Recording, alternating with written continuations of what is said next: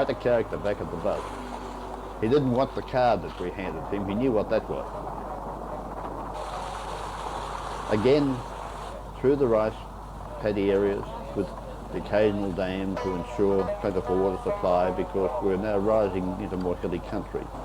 The road is under repair, as you can see in this picture, and we wend our way through what is basically a bypass, I think, while the road work proceeds.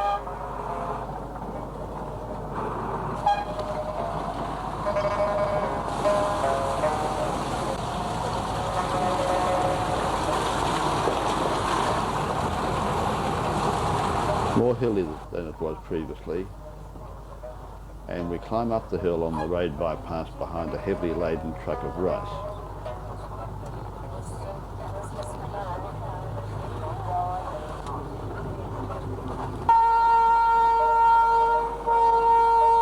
Rice stooks along the roadside and some rice growing on rolled up core matting in places. As we wait for a go-ahead from the earth-moving equipment doing the road work, again more stooks of hay on the roadside and the occasional rice growing as we go through the villages.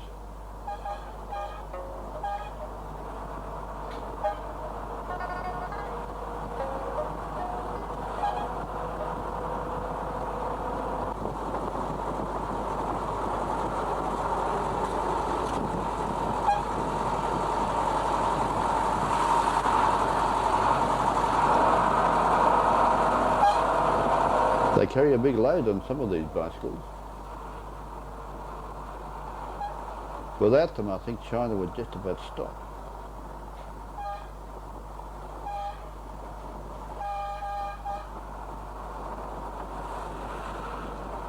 We're now making better time along the road because, although narrow, it's a little less crowded. More rice drying, ducks. We make it to LeShan, 180 kilometres south of Chengdu.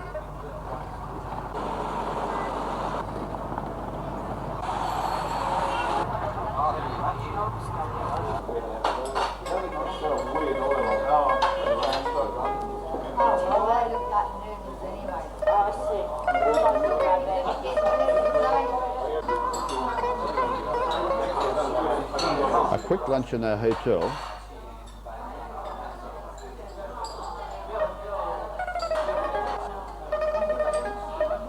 And this time it's the LeShan beer. Each city had its own beer, all excellent, all German lager style, brewed, coming from the old days when the Germans set up these excellent breweries in China. How'd you enjoy that one? Then, onto our boat for a truly memorable trip upriver to see the giant Buddha of LeShan, the world's largest Buddha. Leaving the river bank at LeShan, we move into the swiftly flowing stream where, in time gone by, fishing was the chief way of life, and many fishermen perished in the treacherous rapids where the two rivers join. So to appease the god of the river, a huge Buddha was constructed, the largest in the world, and there it is. The rock from the construction of the Buddha was thrown into the big hole at the foot of the bank, which was a major cause of the whirlpools which trapped the fishermen's boats. And of course, once the hole was filled, the whirlpool was less severe. And of course, this was claimed to be the work of the Buddha. Each side, a smaller Buddha or god stands guard on the giant Buddha. The foot at the base of the giant Buddha is so huge that it is said 100 people could stand on it comfortably. Later on, when we go to the top of the bank and see the Buddha from above, you will see this happening. But first, let's have a look at the river. It certainly is flowing swiftly, and along its foggy banks there is all sorts of traffic. This appears to be a tourist group in a smaller boat, and here I think is a power plant, possibly associated with a paper mill, and on the banks the inevitable fisherman throwing his nets.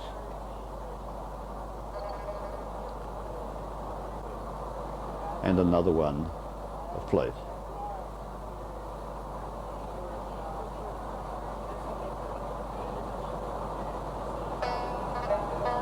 Testing his nets. And there are some nets drying on a little island in the river as the fishermen get ready to go out and do some more fishing. Here comes a load of timber on a raft propelled by a tug on its way downriver. And the little steamboat crossing over. I think this is probably a ferry, but as we approach the high bank again, we see some interesting structures on the bank, and as we get closer to Big Buddha, we again see the carvings and the astonishing work that went into the 90 years of work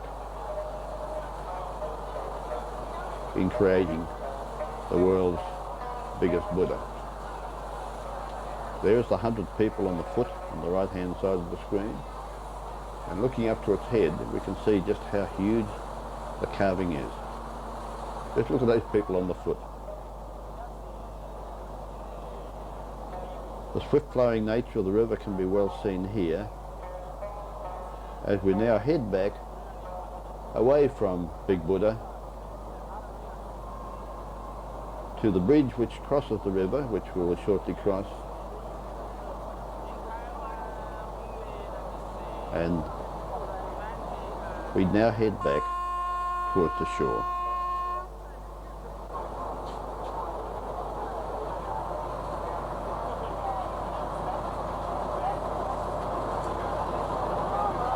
To board the crowds to trip out to see Big Buddha, they have floating holding pens, I guess you could call them,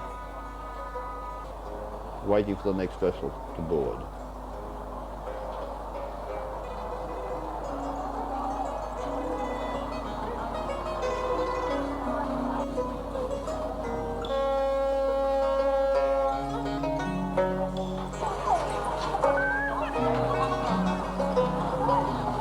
These are shrimps at a shrimp vendor nearby the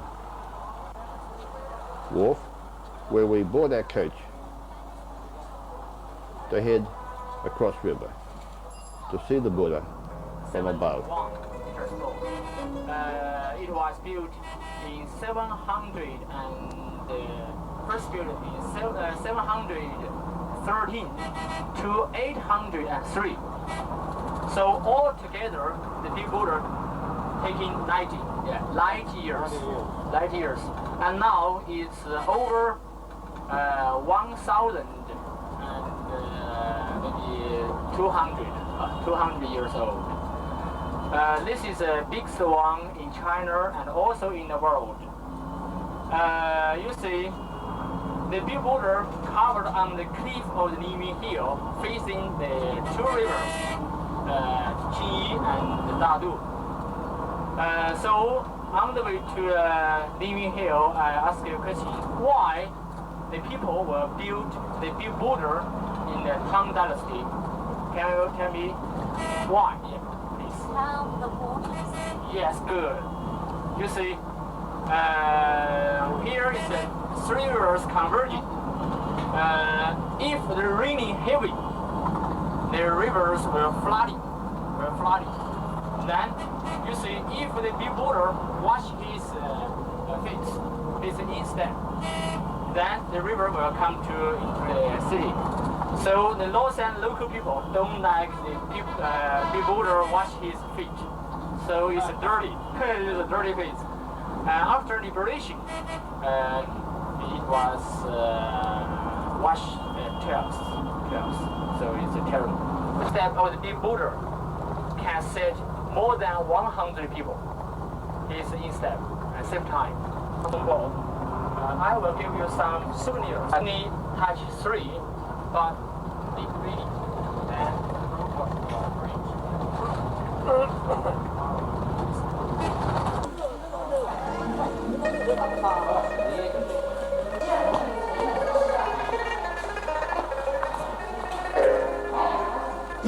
Here is one tree called bamboo. So they took the name from bamboo. Bamboo is a very good, famous tree in China. Good way for furniture, quite strong. So called bamboo. Bamboo. Same pronunciation.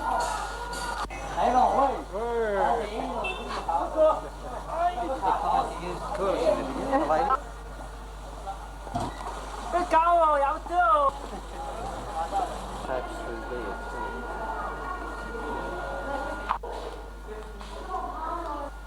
You see, over there, the first statue is a Di Zhang, living another world. Another world, living another world. He will lead the people. This is one of the many temples So, above the giant Buddha. if you learn something from Fujian and Wensu, and big statue, this is Sakyamuni. All the statues broken during the Cultural Revolution. Okay, no photos is, you see, after, let me see, 16th century. Yeah. 15th century Buddha. That is beautiful.